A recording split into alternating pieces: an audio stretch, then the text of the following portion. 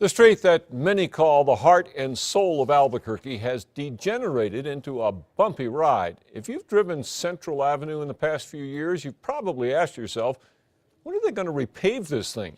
News 13's Alex Goldsmith is live along one of the worst stretches at Central and University. Alex?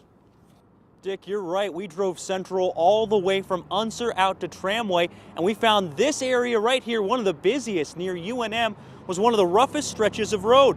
But the city told us a smoother ride could soon be on the way.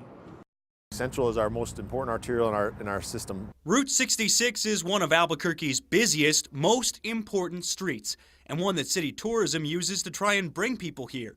But in some spots, the mother road is awfully rough on the cars that roll through.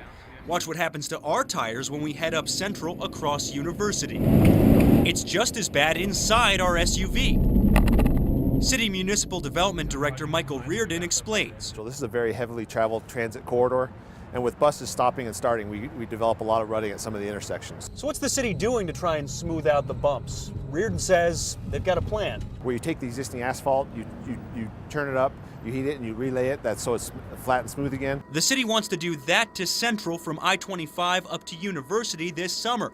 It could keep the road flat for at least 4 years, but Reardon says it's far from easy to do. For the same reasons why Central is so important to our city is why it makes it hard to maintain. When you have so much traffic, so much transit on this corridor, it's very hard to shut down full lanes of traffic at any one time in order to do those repavings.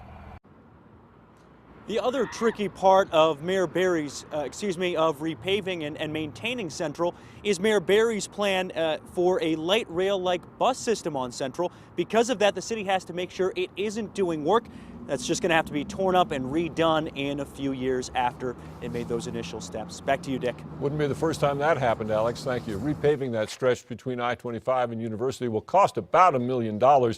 As far as fixing all those other rough spots on Central across the city, that will just have to happen bit by bit.